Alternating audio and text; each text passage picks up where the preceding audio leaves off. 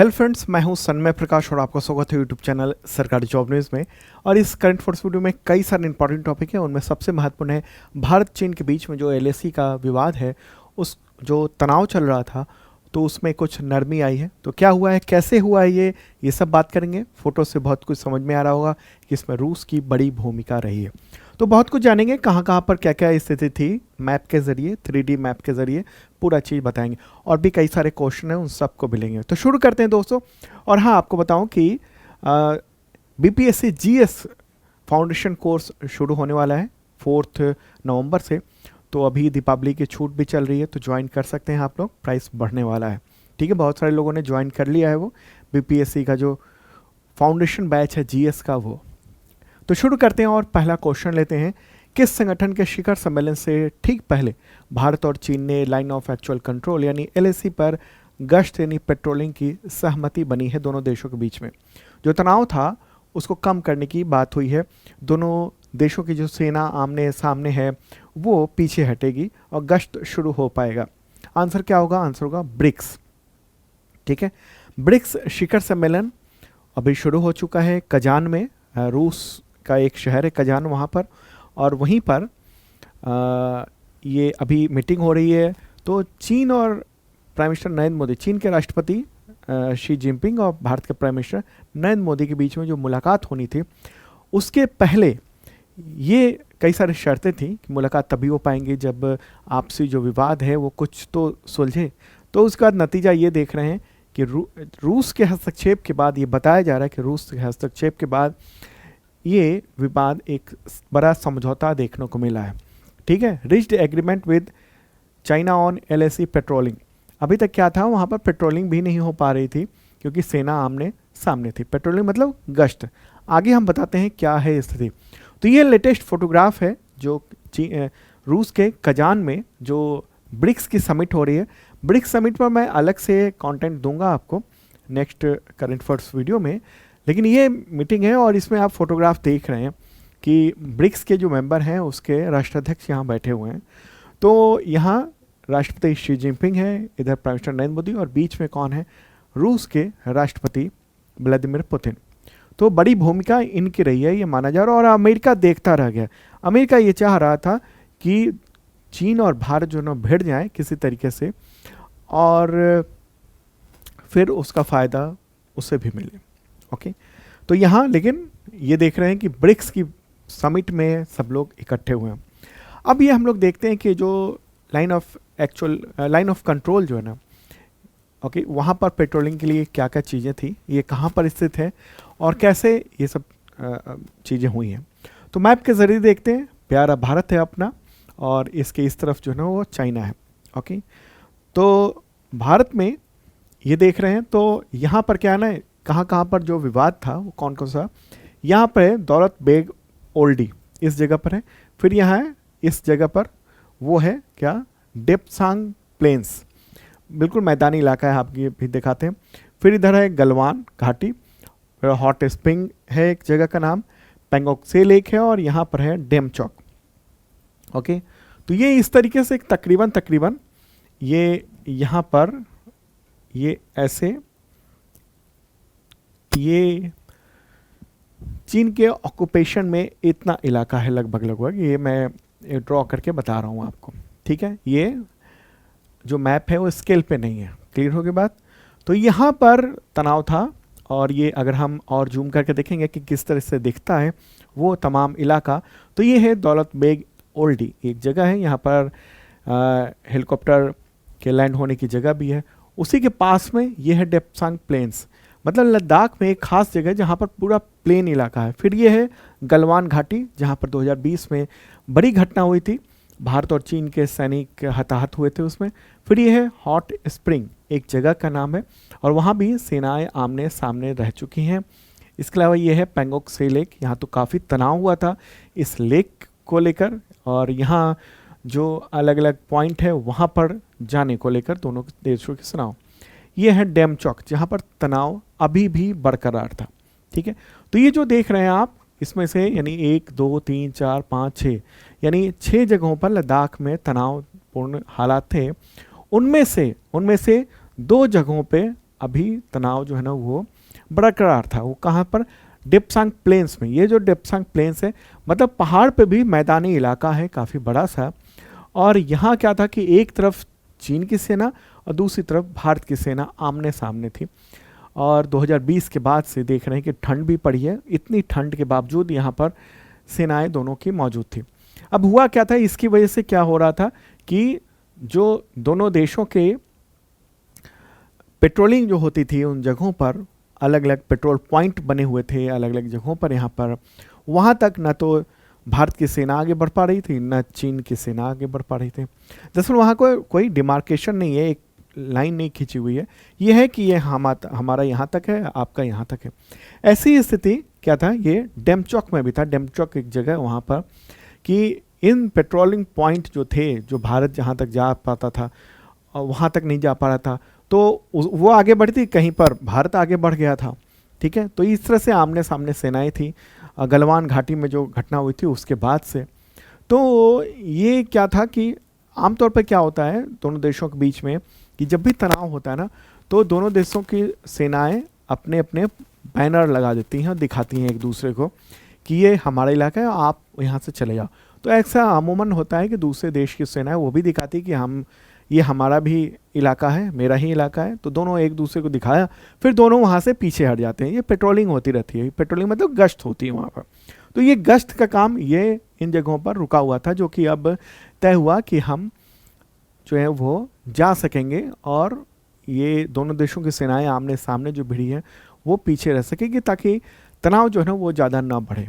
ठीक है, जो खबरें आ रही थी ना चीन जो है काफ़ी आगे बढ़ गया है, तो ये अभी तक मतलब बहुत ज़्यादा डिटेल में ये खुलासा नहीं हुआ है, लेकिन ये है मतलब क्या समझौते हुए इसका खुलासा नहीं है, लेकिन ये बात सामने जो छन के आ रही है। जैसा कि विदेश मंत्री एस जयशंकर ने एक एनडीटीवी से बात करते हुए इंटरव्यू में बोला है कि 2020 के स्थिति जो थी वहाँ से स्थिति मतलब वही चलेगी, अब उसको रीस्टैंड कर दिया जाएगा।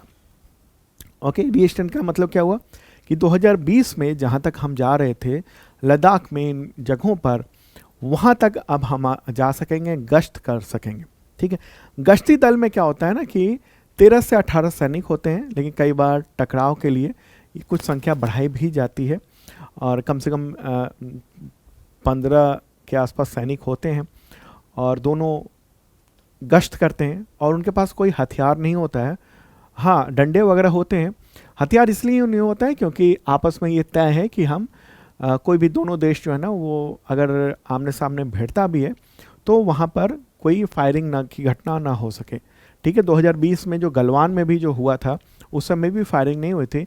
उस समय क्या हुआ था, डंडे, उसमें नुकीले डंडे बना दिए गए थे कील वगैरह के, और उससे एक दूसरे पर वार हुआ था और उसमें 20 भारतीय सैनिक शहीद हुए थे, जबकि 38 से ज़्यादा चीन के सैनिक मारे गए थे।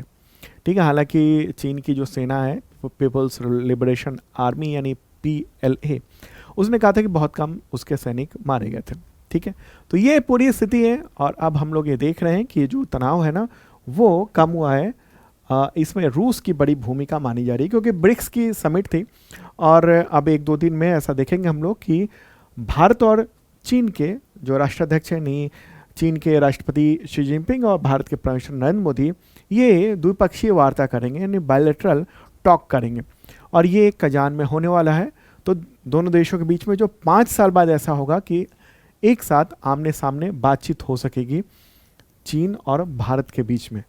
तो अब ये जो पूरा मुद्दा हुआ है इसमें क्या है, इसमें ये भी है कि देखिए इन सब इलाकों में जैसे डेमचौक है, उस उधर का डेप्सांग प्लेन्स इलाका है, वहाँ जो तनाव चल रहा था और अमेरिका खास तौर पर ये चाह भी रहा था कि तनाव बरकरार रहे ताकि उसको बहुत कुछ फ़ायदा मिल सके। इन तनावों से हथियार की बिक्री और तमाम चीज़ें होती हैं। आप देखिए ना उधर यूक्रेन और रूस के बीच में जो युद्ध चल रहा है, यूक्रेन को चढ़ाने वाला कौन था, अमेरिका ही था और अमेरिका पूरी तरह से साथ भी नहीं दे रहा उसका। इज़राइल जो कर रहा है अभी पूरे तूफ़ान मचाया हुआ है मिडिल ईस्ट में, तो वहाँ पर अमेरिका की ही पूरा हाथ है, उनकी शाह है, तभी ये सब कुछ हो रहा है। तो ये जो तनाव है वो दिख रहा है कि अभी सुलझा सा दिख रहा है। हालांकि ये कब तक सुलझा सा रहेगा ये कुछ कहा नहीं जा सकता है। वजह क्या है? वजह इसलिए भी क्योंकि चीन के जो अतीत में जो समझौते पर बेरुखी रही है उसकी, यानी समझौता कर लेना उसके बाद जो वो पीछे हट जाता है कई बार, तो वो अब देखना होगा कि क्या स्थिति हो रही है। फिर भी हम लोग ये देख रहे हैं कि ब्रिक्स एक मजबूत संगठन बन रहा है और उसका नेतृत्व रूस कर रहा है, और इस वजह से रूस ये चाह रहा है कि जो अमेरिका की जो पूरी जो पावर गेम है उसको रूस कंट्रोल कर सके। ठीक है, देखिए बीच में क्या हो रहा था, बहुध्रुवीय पॉलिटिकल और जियो पॉलिटिकल की बहुध्रुवीय जियो पॉलिटिकल स्थिति बन रही थी जिसमें कई सारे अलग अलग खिलाड़ी बन रहे थे। लेकिन अब एक बार फिर से हम लोग ये देख रहे हैं कि दुनिया में दो बड़े खिलाड़ी हैं, एक अमेरिका तो है ही है, साथ में अब जो है वो रूस यूक्रेन से युद्ध के बाद अभी उभरा है। एक तरफ अमेरिका और पूरा यूरोप और उसके दोस्त वो रूस पर बहुत सारे सैंक्शंस लगा रहे थे, लेकिन आज क्या हुआ, आज रूस के खजान में जो तमाम ब्रिक्स के देश इकट्ठे हुए हैं वो लगभग आधी आबादी वाले इतने देश वहाँ इकट्ठे हुए हैं। तो अब द्विध्रुवीय पूरी दुनिया फिर से बन रही है, जो एक अमेरिका और दूसरी तरफ रूस का पावर है, गेम है। तो उसमें रूस ये नहीं चाहता है कि भारत जो है किस तरीके से अमेरिका के पाले में आ जाए, लेकिन अब भारत भी नहीं चाहता है कि हम किसी एक के खेमे में खड़े दिखें, इसलिए अमेरिका से भी बातचीत चलती रहती है और रूस से भी बातचीत चलती रहती है। ठीक है, मुझे लगता है ये पूरी बात समझ चुके होंगे। चलिए अब आगे अगला क्वेश्चन लेते हैं, महत्वपूर्ण क्वेश्चन है ये भी। और दोस्तों पसंद आ रहा हो तो इस वीडियो को लाइक कर दीजिएगा, शेयर कर दीजिएगा अपने दोस्तों को। ठीक है, और हाँ, करंट फोर्स का मेंबरशिप आप ले सकते हैं, उसके ज़रिए अगले 1 साल तक करंट फोर्स की तैयारी हो जाती है, यूपीएससी हो, पीसीएस हो राज्यों के, या फिर कोई भी दूसरे जो एग्जामिनेशन उन सब के। ठीक है, तो चलिए अब आगे बढ़ते हैं, अगला क्वेश्चन लेते हैं। खगोलीय घटना सुपरमून के दौरान 17 अक्टूबर 2024 को चंद्रमा पृथ्वी के नज़दीक आकर कितना प्रतिशत बड़ा दिखाई दिया? आंसर का 14% ये बड़ा दिखाई दिया है, और ये न्यूज़ देख रहे हैं आप इंडियन एक्सप्रेस में। ठीक है, तो दुनिया भर में 17 अक्टूबर को जो सुपरमून दिखाई दिया, और ये इस साल का 2024 का तीसरा सुपरमून था।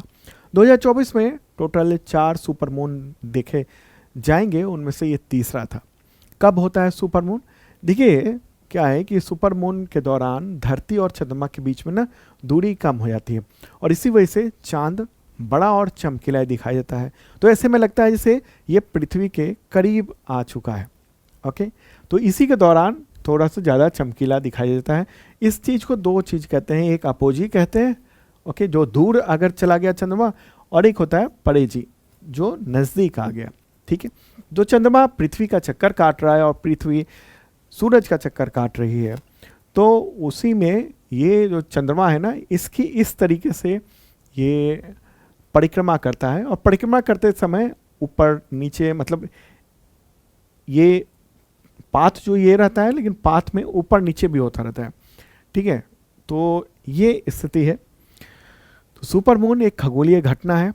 ठीक है, आकार जो है हम लोगों को बड़ा दिखाई देता है, चूँकि थोड़ा नज़दीक आ जाता है, इसलिए हम इसको देखते हैं। और सुपरमून का जो नाम है ना, वो एक एस्ट्रोलॉजर रिचर्ड नोल, उन्होंने 1979 में दिया था। ठीक है, तो ये इस तरह का काफ़ी नज़दीक चांद दिखाई दिया है। सुपरमून की स्थिति में क्या होता है, लगभग 14% के आसपास या 15% भी कभी कभी ये बड़ा दिखाई देता है। सामान्य मून छोटा दिखाई देता है, और जब दूर जाता है तो और छोटा ये चांद दिखाई देता है। ठीक है, तो ये है स्थिति। और अगर हम बात करेंगे कि इस दौरान पृथ्वी के कितना नज़दीक आ गया चांद, तो देखिए इंडियन एक्सप्रेस का कहना है कि 3,57,264 किलोमीटर की दूरी पर रहा, लेकिन इंडिया टुडे और दैनिक भास्कर ने ये लिखा है कि 3,51,519 किलोमीटर रहा। ओके, तो हालांकि ऐसा नहीं होता कि कितना किलोमीटर नज़दीक आ गया ये पूछा जाए, ये अपोजी पेरोजी ये सब पूछा जाता है, जो मैंने अभी बताया। आमतौर पे क्या है, ये पूछा जरूर जाता है कि आमतौर पे औसत दूरी कितनी होती है चंद्रमा और पृथ्वी के बीच में, तो 3,84,400 किलोमीटर। ठीक है, और अपोजी के दौरान क्या होती है दूरी, ये 4 लाख, मतलब दूर कितना रहता है, तो 5,500 किलोमीटर ये दूरी होती है, और नज़दीक आने पर लगभग 3,57,000 या 3,51,000 किलोमीटर ये रहता है पृथ्वी और चांद के बीच में दूरी। लेकिन एवरेज ये वाला आंकड़ा जो लिखा हुआ है ये होता है, ठीक है। तो ये भारत में भी देखा गया, थोड़ा नज़दीक देखा गया, ओके। तो ये स्थिति है, ठीक है। चलिए अब आगे बढ़ते हैं और अगला क्वेश्चन लेते हैं। नेक्स्ट क्वेश्चन होगा यहाँ पर, जिनेवा में अंतर संसदीय संघ यानी IPU यानी इंटर पार्लियामेंट्री यूनियन, उसकी 149th सभा हुई। तो उसमें भारतीय प्रतिनिधिमंडल यानी जो डेलीगेशन गया था भारत से, उसका नेतृत्व किसने किया? आंसर होगा ओम बिरला, ठीक है। लोकसभा के जो अध्यक्ष हैं ओम बिरला, तो उन्होंने इसका नेतृत्व किया, और यह आयोजन हुआ है 13 से 17 अक्टूबर तक स्विट्जरलैंड में जिनेवा में, ठीक है। जिनेवा में ही मुख्यालय है इसका, यानी IPU का, इंटर पार्लियामेंट्री यूनियन का, ठीक है।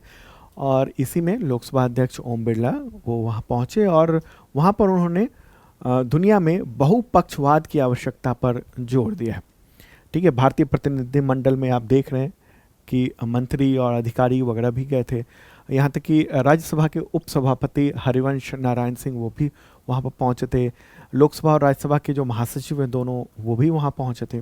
और इस बार की थीम क्या थी? थीम थी अंतर संसदीय संघ की 149वीं यानी 149th सभा का विषय अधिक शांतिपूर्ण और टिकाऊ भविष्य के लिए विज्ञान, प्रौद्योगिकी और नवाचार का उपयोग करना था, ठीक है। ये विषय है यहाँ से, अधिक शांतिपूर्ण और टिकाऊ भविष्य के लिए विज्ञान, प्रौद्योगिकी और नवाचार का उपयोग करना, ठीक है। तो ये रहा है इस बार की ये थीम रही है। तो इंटर पार्लियामेंट्री यूनियन जो है ना, उसकी स्थापना हुई थी 1989 में, ठीक है। और बाद में फिर 1889 में हुई थी, सॉरी। कब हुई थी स्थापना इंटर पार्लियामेंट्री यूनियन की स्थापना? तो 1889 में, ठीक है। 1879 में इसकी स्थापना हुई थी। फिर 1899 में नाम बदला गया था, IPU कर दिया गया था। और फिर बाद में ये यूनाइटेड नेशंस से भी इसका कनेक्शन हो गया जब यूनाइटेड नेशंस बना। और फिर ये दुनिया में लोकतंत्र को मजबूत करने के लिए ये एक संगठन है। आगे बढ़ते हैं, अगला क्वेश्चन लेते हैं। सुप्रीम कोर्ट में न्याय की देवी की नई मूर्ति से आंख की पट्टी हटा दी गई है। तो इसके एक हाथ में तराजू है और दूसरे हाथ में क्या रखा गया? पहले तलवार होती थी, अब क्या है? संविधान की किताब है, ठीक है। तो ये न्यूज़ भी आप देख रहे हैं।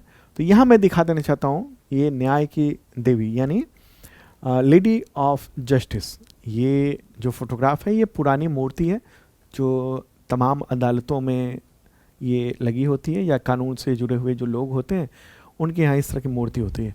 लेकिन ये नई मूर्ति यहाँ पर लगाई गई है। आप देखिए इसमें क्या है, पुरानी जो मूर्ति है वो यूरोपियन मूर्ति है, तो उसमें आँख में पट्टी बंधी होती थी, और ये माना जाता था कि आँख पट्टी बंधी है मतलब कि ये होगा कि किसके साथ मतलब हम किसी को देखकर ये नहीं कहेंगे कि हम उसके पक्ष में हो रहे हैं, ठीक है। निष्पक्षता की एक निशानी ये बताई जा रही थी, ओके। तराजू था, तराजू अभी भी है। एक हाथ में ना तलवार हुआ करती थी, यानी हम न्याय कर रहे हैं इस तलवार से भी। तो अब उसकी जगह संविधान की किताब रख दी गई है, आंखें खोल दी गई हैं, और ठीक है। तो इसमें आंखें खोल दी गई मतलब पट्टी हटा दी गई है, मतलब कि ये मैसेज देने की कोशिश की गई है कि देश का कानून जो है वो अंधा नहीं है, और ये सिर्फ सज़ा का प्रतीक नहीं है, ठीक है। पहले ये था कि हम बराबर हैं, तलवार जो है अथॉरिटी और अन्याय के खिलाफ सज़ा देने की शक्ति का प्रतीक था। लेकिन इसमें ये बताया गया है कि हम देखते हैं, हम सबको बराबर नज़र से देखते हैं, ठीक है। सब कानून की नज़र में सब बराबर हैं। तराजू ये दर्शाता है कि तथ्यों को देखकर और बराबर देखते हैं, सुनते हैं। और बाएं हाथ में संविधान की पुस्तक दी गई है, मतलब ये हुआ यहाँ पर कि देश जो है वो संविधान के अनुसार चलता है, न्याय संविधान के अनुसार मिलता है, ठीक है। तो ये नई चीज़ देखने को मिली है, सफ़ेद मूर्ति है।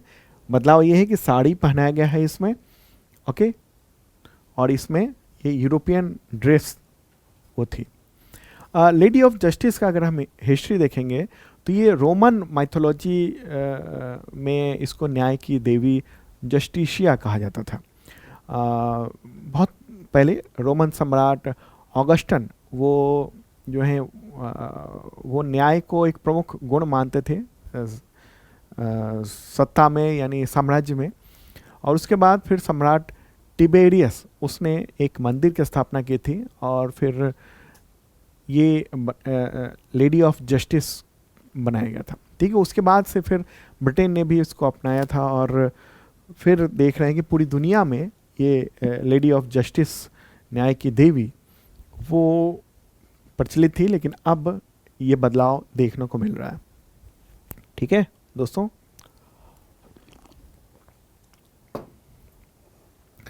चलिए आगे बढ़ते हैं, अगला क्वेश्चन लेते हैं। लद्दाख में काकसर ब्रिज का नाम बदलकर किस शहीद के नाम पर रख दिया गया है? आंसर का कैप्टन अमित भारद्वाज।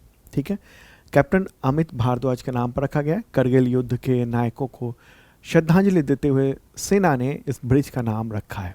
ठीक है, कैप्टन भारद्वाज, उनका अमित भारद्वाज, उनका जो है ना वो निधन हुआ था 1999 में। करगिल युद्ध के दौरान देश की रक्षा करते हुए सर्वोच्च बलिदान दिया था। ठीक है, तो ये लद्दाख में है। लद्दाख के अभी उपराज्यपाल कौन है? लेफ्टिनेंट गवर्नर तो BD मिश्रा है। राजधानी लेह है। अगला क्वेश्चन लेते हैं। अंतर्राष्ट्रीय हकलाना जागरूकता दिवस कब मनाया जाता है? आंसर होगा 22 अक्टूबर को, और इस बार की थीम है सुनने की शक्ति, द पावर ऑफ लिसनिंग। ठीक है, दुनिया भर में लगभग 1.5% यानी 1.5% लोग हकलाहट के शिकार हैं, जिसके चलते बहुत सारी मानसिक परेशानी भी होती है। हालांकि इसके जागरूकता के लिए, क्योंकि अगर किसी को समस्या है तो हीन भावना ना हो और वो समाज में आगे बढ़ सकता है, तो इसलिए इस दिवस को आयोजित किया जाता है। अगला क्वेश्चन लेंगे। भारत ने तीनों सेनाओं के लिए अमेरिका से 31 शक्तिशाली ड्रोन खरीदने का सौदा किया है, तो इसका नाम क्या है? इसका आंसर होगा MQ-9B। ये गार्जियन ड्रोन कहेंगे, या फिर इसको प्रेडिटर ड्रोन भी कहते हैं, प्रेडिटर ड्रोन भी कहते हैं। वैसे ये जो होगा ना वो गार्जियन ड्रोन होगा, यानी वो निगरानी करने के लिए ज़्यादा काम आएगा। तो ये जो है ना लिए जा रहे हैं, तो थल सेना को 8 दिए जाएंगे, एयरफोर्स को 8 और नेवी को 15 ड्रोन दिए जाएंगे। ठीक है, और इसको अमेरिका की जनरल एटॉमिक्स ग्लोबल कॉरपोरेशन उसने बनाया है, और इसको हंटर किलर ड्रोन भी कहा जाता है। ठीक है, ये है फोटोग्राफ इस ड्रोन का। ओके, तो 31 है और इसकी कीमत 32,000 करोड़ रुपए है। 32,000 करोड़ रुपए। ठीक है, तो और ये भारतीय सेनाओं को, तीनों सेनाओं को ये 2030 तक ड्रोन मिल जाएंगे। ओके, तो ये ड्रोन है, इसकी खासियत यही है। डील हुई है कितने में? 32,000 करोड़ रुपए में। तो इस ड्रोन को अलग अलग जगहों पर तैनात किया जाएगा। आर्मी, नेवी, एयरफोर्स इसको तैनात करेगी। ओके, और खासियत क्या, अगर हम बात करेंगे खासियत क्या है इसकी, तो बहुत ही ख़ास है ये नेविगेशन सिस्टम है, सेंसर की व्यवस्था है, मोबाइल ग्राउंड कंट्रोल यूनिट है। सभी तरह के मौसम में ये 40 घंटे से अधिक समय तक सैटेलाइट के सहारे उड़ान भर सकता है। ठीक है, सैटेलाइट से कम्युनिकेशन करके और ये उड़ान भरता रहेगा, और अर्थ से यानी पृथ्वी से हम लोग उसको इन्फॉर्मेशन देते रहेंगे। ठीक है, तो ये है, और इसका काफ़ी यूज़ जो है ना वो मिडिल ईस्ट में या कहीं पश्चिम एशिया में अमेरिका ने किया हुआ है बड़े पैमाने पर। बहुत ही घातक होता है, और ये 2721 किलोग्राम तक की मिसाइलों को लेकर उड़ान भर सकता है। 40,000 फीट की ऊंचाई से अधिक तक जा सकता है, दुश्मन की नज़र में नहीं आएगा।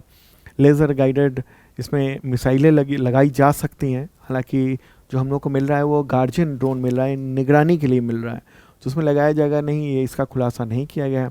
इसको ऑपरेट करने के लिए 2 लोगों की ज़रूरत पड़ती है, जो ज़मीन में ही ऑफिस में बैठ के इसको ऑपरेट करते हैं। ओके, तो ये स्थिति है। एक शानदार ड्रोन मिल रहा है भारत को। भारत की जो सीमा है उसकी सुरक्षा के लिए इन सब चीज़ों की ज़रूरत थी। ठीक है। भारत, अब सवाल यहाँ पर ये होगा कि क्या भारत में ड्रोन भारत ने बनाए नहीं है क्या? भारत ने ड्रोन बनाए हैं, लेकिन अभी हम उस लेवल का नहीं बना पाए हैं। कोशिश चल रही है, डीआरडीओ इस पर काम कर रहा है। जैसे नागास्त्र 1 हम लोगों ने बनाया हुआ है, अभ्यास, घटक, त्रिनेत्र, रुस्तम, लक्ष्य, नेत्र, ये सब ड्रोन हैं। तो सामरिक ज़रूरत के लिए ना हमारे लिए इससे बेहतर जरूर ड्रोन की ज़रूरत है। समुद्री क्षेत्र की निगरानी करना बहुत ज़रूरी है, ठीक है। इसके अलावा पाकिस्तान और चीन से जो लगी सीमा है वहाँ निगरानी करना ज़रूरी है, तो इसलिए हमें ये खरीदने पड़ रहे हैं। आगे बढ़ते हैं, अगला क्वेश्चन लेते हैं। किस राज्य सरकार ने छद्म और सद्भाव विरोधी गतिविधि की रोकथाम और थूकना निषेध अध्यादेश 2024 को लागू किया है, जिससे थूकने पर या मानव अपशिष्ट को खाद्य पदार्थ में मिलाने पड़े, थूक को भी मिला रहे हैं तो वे संज्ञेय और गैर जमानती अपराध बनाया गया है। आंसर होगा उत्तर प्रदेश। उत्तर प्रदेश सरकार ने ये बड़ा फैसला किया है। उत्तर प्रदेश की कैबिनेट ने मुख्यमंत्री योगी आदित्यनाथ की पहल पर, उन्हीं के नेतृत्व में ये 2 अध्यादेश पारित किए गए हैं। तो ये जो दोनों हैं अध्यादेश क्या है? एक छद्म और सद्भाव विरोधी गतिविधियों की रोकथाम और थूकना निषेध अध्यादेश, ठीक है। और दूसरा एक और है, उत्तर प्रदेश खाद्य संदूषण निवारण उपभोक्ता को जानने का अधिकार अध्यादेश 2024। तो इस अध्यादेश पर राज्यपाल ने सिग्नेचर कर दिया है, तो ये कानून बन गया है कम से कम 6 महीने तक, ठीक है। तो इसमें यही है कि अगर कोई थूक मिलाता है अपना खाने के सामान में, या अपना वो मतलब उपभोक्ताओं को जानने का अधिकार है कि कौन बना रहा है, ये उन सब का नाम दर्शाना ज़रूरी है कि बना कौन रहा है, प्रबंधक कौन है, मालिक कौन है, इन सब के नाम जो है ना वो बताना ज़रूरी है। जो भी काम कर रहे हैं उसकी पहचान पत्र उसके पास रहना चाहिए। पहचान छिपाने से रोकने का काम किया जाएगा। सीसीटीवी कैमरे लगाने अनिवार्य हो जाएंगे सभी भोजनालय में, जहाँ भी रेस्टोरेंट है, ढाबे हैं, उन सब जगहों पर सीसीटीवी अनिवार्य हो जाएगा और 1 महीने तक कम से कम उसकी पूरी रिकॉर्डिंग रखनी होगी। और ज़रूरत पड़ने पर डिस्ट्रिक्ट ऑफिसर्स जो हैं वो मांग सकते हैं, उनको देना होगा, ठीक है। तो ये अध्यादेश जो है ना वो लागू हो गया है। और कब लागू होता है ये अध्यादेश? देखिए, ये अस्थायी कानून के रूप में आप समझ सकते हैं। देखिए, जब विधानमंडल या संसद का सत्र नहीं चल रहा है और किसी नए कानून की आवश्यकता बहुत ज़्यादा है, तो इसको कैबिनेट जो है ना वो जारी करता है और इसके लिए राज्यपाल या राष्ट्रपति से मंजूरी लेनी होती है। केंद्र के स्तर पर राष्ट्रपति और राज्य के स्तर पर राज्यपाल से, ठीक है। कैबिनेट के मंजूरी, उसके बाद राज्यपाल या राष्ट्रपति के सिग्नेचर के बाद ये कानून लागू हो जाता है। और 6 महीने के अंदर में या तो इसको फिर से रिन्यू करना होता है, ठीक है, अध्यादेश को, या फिर इसको कानून बना लेना होता है। अध्यादेश की अवधि मात्र 6 महीने होती है। या तो रिन्यू कराइए या संसद या विधानसभा से इसको कानून पारित करवाइए। अगर ऐसा नहीं होता है तो 6 मंथ के अंदर में ही ये कानून वो उसकी वैधता खत्म हो जाती है, ठीक है। उत्तर प्रदेश के मुख्यमंत्री योगी आदित्यनाथ और गवर्नर है कौन? आनंदीबेन पटेल, ठीक है। प्यारा भारत, और यहाँ ये है उत्तर प्रदेश। नेक्स्ट क्वेश्चन लेते हैं। विश्व स्वास्थ्य संगठन यानी वर्ल्ड हेल्थ ऑर्गेनाइजेशन WHO ने अक्टूबर 2024 में किस अफ्रीकी देश को मलेरिया मुक्त घोषित किया, जो दुनिया का ऐसा 44वां देश बन गया है? आंसर होगा इजिप्ट यानी मिस्र, ठीक है। तो 20 अक्टूबर को मिस्र को आधिकारिक तौर पर मलेरिया मुक्त घोषित कर दिया गया है। और न्यूज़ देख रहे हैं डाउन टू अर्थ जो मैगजीन है उसमें, ठीक है, आधिकारिक तौर पर। और ये 2024 में मलेरिया मुक्त होने वाला दूसरा देश है। जबकि अगर हम बात करेंगे दुनिया में कौन सा देश है, तो दुनिया में ये 44वां देश ऐसा बन गया है, ठीक है।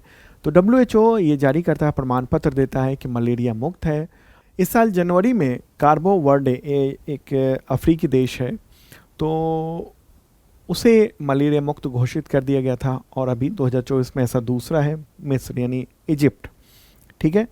और वैसे अगर हम देखेंगे तो ये दुनिया का 44वां देश है ये, ओके। मलेरिया मुक्त होना एक बड़ी बात माना जाता है, ओके। और इससे पहले 2023 में भी 2 देश मलेरिया मुक्त हुए थे, अजरबैजान और ताजिकिस्तान, ओके। मिस्र की बात कर लें, इजिप्ट की बात कर लें, मैप में देख लेते हैं। ये अपना प्यारा भारत है और चलते हैं इजिप्ट की ओर। ठीक है, तो इजिप्ट यहाँ पर रहा ये। इसका जो कुछ हिस्सा जो है ना वो एशिया में भी पड़ता है, कुछ हिस्सा, थोड़ा सा हिस्सा, बाकी वैसे हम कहेंगे तो ये अफ्रीकी देश है। इसकी राजधानी क्या है? काहिरा है। राष्ट्रपति हैं अब्देल फतह अल सीसी। मुद्रा यहाँ पर चलती है इजिप्शियन पाउंड। आबादी 11.25 करोड़ के आसपास है। ठीक है, मलेरिया जो है ना वो इम्पॉर्टेंट है। भारत ने वर्ष 2030 तक मलेरिया को ख़त्म करने का संकल्प लिया हुआ है। मलेरिया कैसे होता है? मादा एनोफ्लीज मच्छर के काटने से होता है और इन मच्छरों में प्लाज्मोडियम पैरासाइट पाया जाता है आमतौर पर। जो क्या होता है कि अगर मच्छर डंक मारता है, खून लेता है, तो साथ में वो दे भी देता है ये पैरासाइट, उसकी वजह से ये दिक्कत होती है। ठीक है, मलेरिया होता है। और WHO ने भी दुनिया भर में 2030 तक मलेरिया के मामलों को कम से कम 90% तक कम करने के एक टारगेट बनाया हुआ है। आगे बढ़ते हैं और अगला क्वेश्चन लेते हैं। अंतर्राष्ट्रीय हिम तेंदुआ दिवस कब मनाया जाता है? आंसर का इसका 23 अक्टूबर को मनाया जाता है ये। ठीक है, हिम तेंदुआ जो है ना वो स्नो लेपर्ड, वो 12 देशों में पाया जाता है। भारत, नेपाल, भूटान, चीन, मंगोलिया, रूस, Pakistan, Afghanistan, Kyrgyzstan, Tajikistan, Kazakhstan और उज्बेकिस्तान में। ठीक है, हिम तेंदुए ऊंचे पहाड़ी इलाकों जहाँ बर्फ़ होता है वहाँ पर रहते हैं, 18,000 फीट की ऊंचाई पर समुद्र तल से। ठीक है, ऊंची और ठंडी जगह पर ये पाए जाते हैं। हिम तेंदुआ भारत में लद्दाख और हिमाचल प्रदेश का जो है ना वो राजकीय पशु भी है। अगला क्वेश्चन, तिल दिवस कब मनाया जाता है? यानी मोल डे। आंसर होगा 23 अक्टूबर को। ये दिवस जो है ना वो सभी जो केमिस्ट्री के जो से जुड़े हुए जो लोग हैं उनके बीच में लोकप्रिय है। मोल जो है ना वो एक एसआई मात्रक है।